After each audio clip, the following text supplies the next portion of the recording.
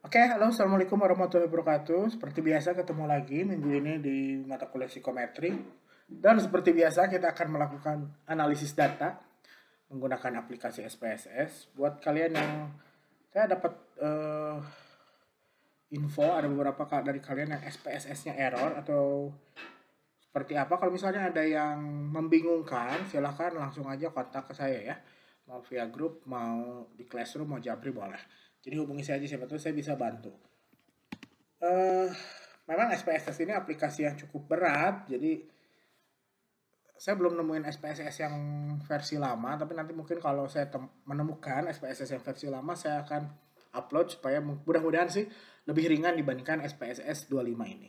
Oke ya, jadi langsung aja minggu ini kita akan membahas tentang reliabilitas dan validitas. Jadi apa itu reliabilitas? Reliabilitas itu konsistensi, konsistensi. Jadi seberapa konsisten sebuah alat ukur gitu ya. Biasanya dilihatnya per item gitu. Jadi item satu, item 2 konsisten nggak gitu. Sampai nanti menggambarkan konsistensi keseluruhan alat ukurnya gitu. Validitas itu mengukur ketepatan gitu. Jadi kalau misalnya eh, benar nggak sih alat ukur ini mengukur apa yang pengen kita ukur. Jadi kalau misalnya saya mau mengukur panjang garis di kertas misalnya, apakah harus pakai penggaris atau pakai meteran tukang jahit, apa pakai meteran tukang bangunan atau pakai jangka sorong gitu kan. Jadi itu membicarakan validitas gitu. Mana yang lebih valid? Yang lebih valid mungkin bila kita pakai garis alat tulis gitu. Kan lebih tepat dibandingkan bisa sih pakai yang lain tapi tidak lebih tepat daripada menggunakan penggaris.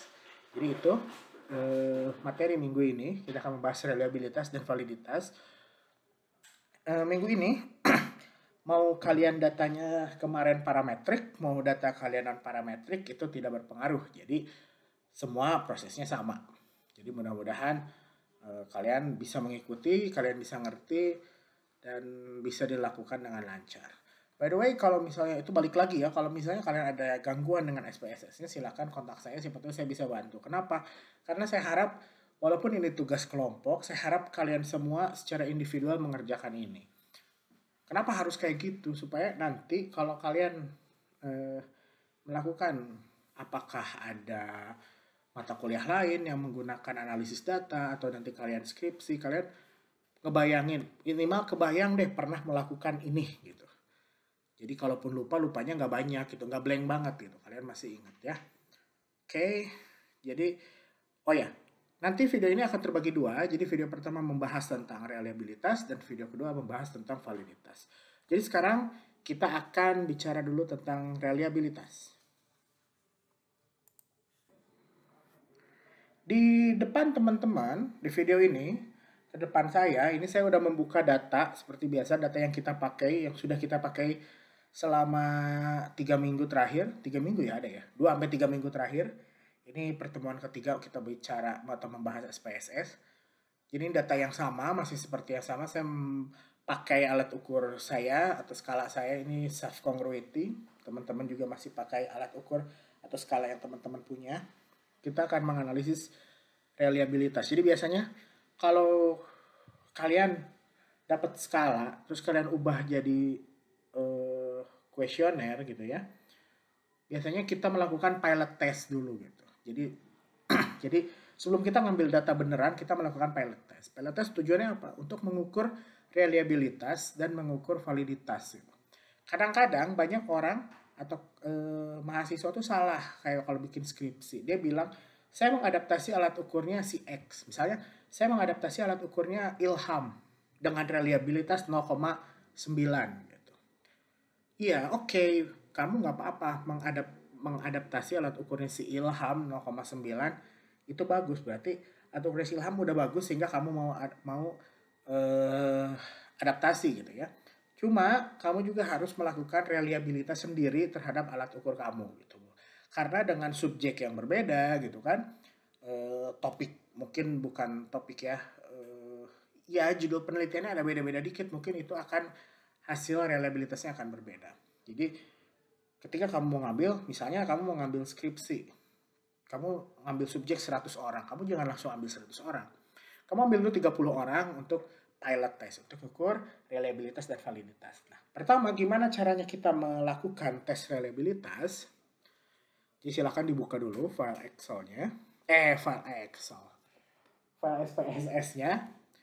Jadi kalau udah kebuka seperti ini datasheet, kita klik analyze seperti biasa. Klik analyze, klik scale, reliability analysis. Saya ulangi ya. Klik analyze, scale, reliability analysis. Nanti tampilannya tidak akan seperti ini. Ini bakal saya tadi ya. Uji coba. Saya uji coba dulu sebelum ngajar. Takutnya lupa kan. Jadi awalnya akan seperti ini. Bagian items kosong. Apa yang kamu masukkan? Kalau selama ini kan kita masukin hanya nilai total. Untuk reliabilitas dan validitas, reliabilitas dulu ya sekarang. Reliabilitas kita masukin semua item. Jadi item 1, item 2, item 3, item 4, item 5 kita masukin. Item 5 reverse itu nggak saya masukin karena data saya kan nggak unfavorable ya, nggak ada item yang reverse. Tapi kalau teman-teman ada data yang unfavorable, jangan lupa yang dimasukin tuh item yang reverse, yang unfavorable. Item 6, 7, 8, 9, 10, 11, 12, 13, 14, 15, 16, 17, 18. Oke, udah masuk semua. Kita klik statistik. Nanti kalau kalian buka itu pertama tampilannya kayak gini. Tampilannya kosong. Kalian klik scale if item deleted. Dan correlation. Ini correlation sifatnya sunnah. Jadi kamu mau klik boleh, enggak juga sebetulnya nggak apa-apa. Tapi kalau mau klik boleh. Yang ini nggak usah, main variance, covariance itu nggak usah karena kan kemarin juga udah ya. Kita klik continue. Model ini tetap di alpha karena biasanya sebenarnya banyak tuh kan ya. Kalian mau melakukan reliabilitas tuh banyak, bisa split half, Guttman, paralel dan lain, strict paralel gitu. Tapi biasanya umumnya orang tuh pakai Cronbach alpha atau pakai koefisien alpha. Jadi tetap aja di alpha, tinggal klik OK. Nah, ini keluar. Datanya ada 52, persennya 100%, semua valid. Cronbach alpha-nya, kamu lihat di reliability statistic. Ini nih yang tabel kuning ini ya. Kamu lihat di Cronbach alpha, ini 0,927. Jadi reliabilitasnya sebetulnya ini udah sangat bagus. Tapi apakah benar ini sudah sangat maksimal, udah sangat reliable? Kita lihat di inter-item correlation matrix. Tabel ini ya. Kita geser ini ke sini. Nah, di sini ini kita lihat ke pinggir. Sorry. Bukan yang ini, yang bawahnya. Sorry. Tabel item total statistik. Nah, di sini kita bisa lihat Cronbach alpha if item deleted yang terakhir nih. Paling kanan ya, Cronbach alpha ya, item deleted. Ke bawahnya ini ada judul-judul itemnya. SC1, SC2, SC3 dan seterusnya sampai SC18. Nah, tadi kan reliabilitasnya tuh 0,927 ya. Berarti kita berharap kalau memungkinkan ini bisa lebih dari 0,927. Kita cari seberapa maksimal item ini ya. Mana aja nih angka-angka yang di atas 0,927? 927 ini sama, 925, 17, 20, 38, 38, 21, 39. Jadi dari yang ini, kalau misalnya item nomor 15 kita hapus, SC15 kita hapus, reliabilitasnya akan meningkat ke 0,938. Kalau SC16 kita hapus, reliabilitasnya akan meningkat sama ke 0,938. Tapi kalau item SC17 dihapus, ini akan turun ke 0,927. Jadi gitu cara bacanya. Kalau SC18 kita hapus, maka reliabilitasnya akan naik ke 0,939. Jadi gitu. Kamu lihat ini angka yang gede, yang di tabel ini, Cronbach alpha if item deleted. Jadi Cronbach alpha jika item tersebut dihapus, kamu cari yang gede. Yang gede berapa nih paling gede? Di sini di item 18. Maka sekarang apa yang kita lakukan? Kita klik analyze lagi. Kita klik scale, kita klik lagi reliability analysis. Item berapa? Item 18 kita kembalikan kita buang dari tabel analisis kita. Lalu kita klik OK. Datanya kita langsung aja loncat ya ke tabel yang bawah. Nah, bentar sebelum loncat, reliability analysisnya naik jadi 0,939. Kita ke bawah lagi. Nah, sekarang kita lihat 0,939. Masih bisa dimaksimalkan nggak kira-kira? Kita cari lagi nih. Mana koefisien yang lebih besar dari 0,939. Satu ketemu nih, 0,940. Ini sama 0,939, 0,950, 0,951. Item nomor 16. Paling gede 0,951. Gimana caranya? Kita balik lagi. Analyze, scale, reliability analysis. Item nomor 16 kita buang. Oke. Reliabilitasnya naik. Jadi 0,951. Turun lagi ke bawah. Jadi ketika kita melakukan reliabilitas, uji reliabilitas, kita nggak cukup cuma sampai tahu, oh reliabilitas kita cuma 0,6. Oh reliabilitas kita cuma 0,7. Maka dari situ kita upayakan, kita buang item-item yang mengganggu atau merusak reliabilitas dari alat ukur kita.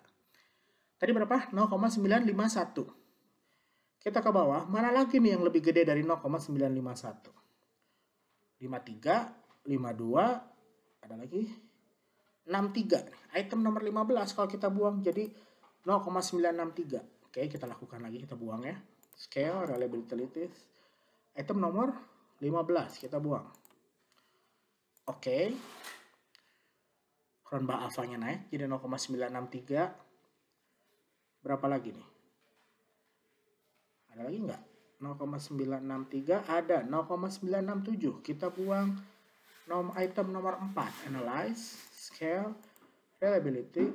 Kita buang item nomor 4, kita klik OK. Cron alfanya naik ke 0,967. Terus 0,967 ya. Mana lagi nih item yang lebih dari 67? 70, item nomor 5.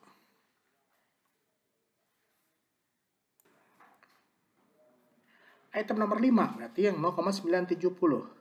Kita klik analyze lagi, scale, reliability analysis. Kita buang item nomor 5. Klik OK.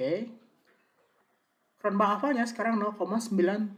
Itu sangat gede banget ya kan? Karena ketika bicara reliabilitas itu karena tadi reliabilitas itu konsistensi, ketika mendekati 0 itu sama sekali tidak konsisten.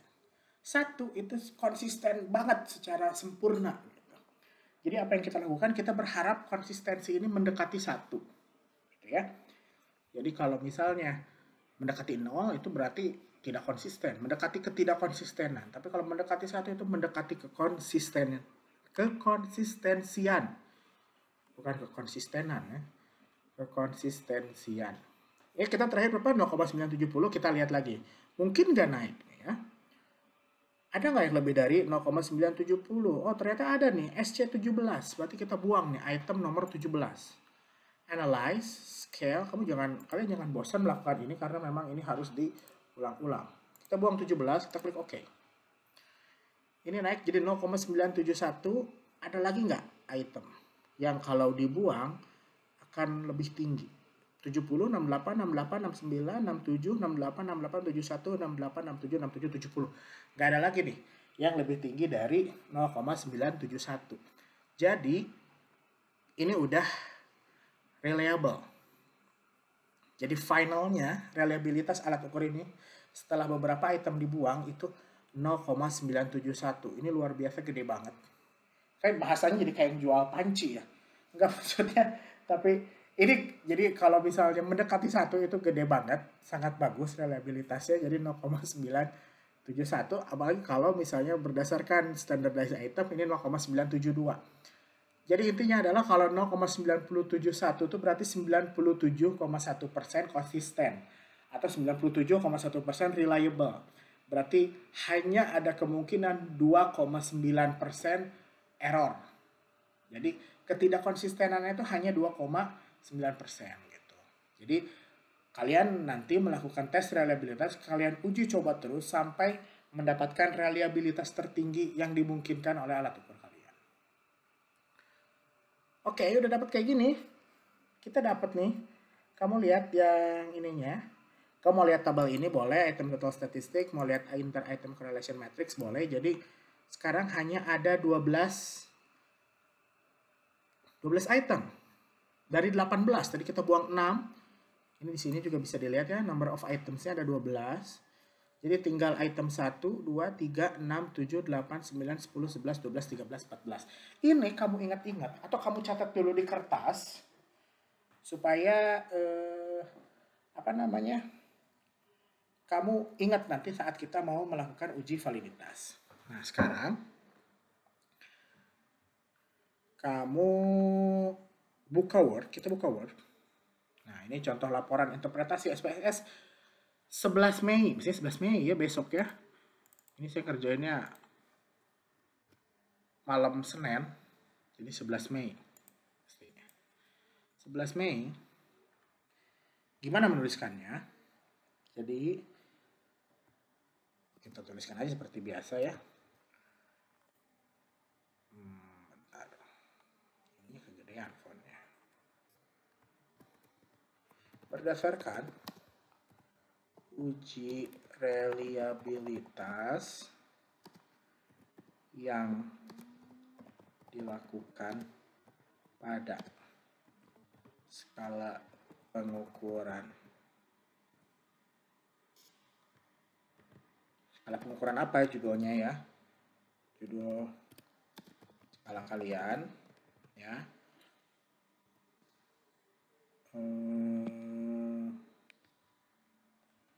Memiliki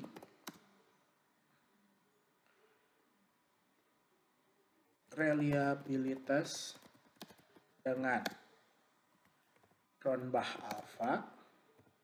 Nah, ini kalian boleh dua tipe nulis. Jadi kalau nanti kalian bikin penelitian ini, kalian boleh nulis Cronbach alpha atau koefisien alpha. Itu koefisien alpha itu kalian terserah mau milih yang mana, tapi nggak boleh dua-duanya.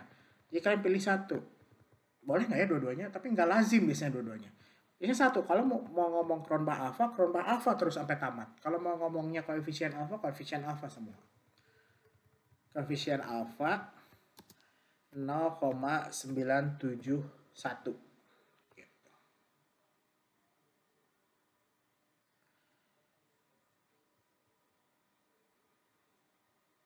Ini pilih salah satu.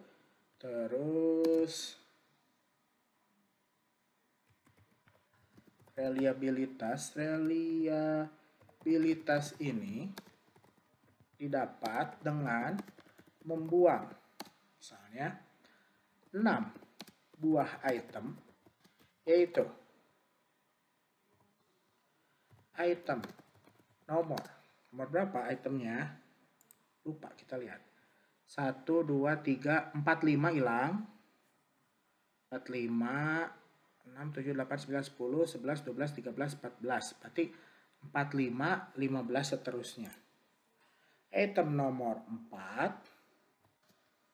Item nomor 5. Item nomor 15. Benar? Oh ya. Item nomor 15. Item nomor 16. Item nomor 17. Dan item nomor 18 gitu. 1, 2, 3, 4, 5, 6. Jadi dibuang 6 item. Berdasarkan hasil uji reliabilitas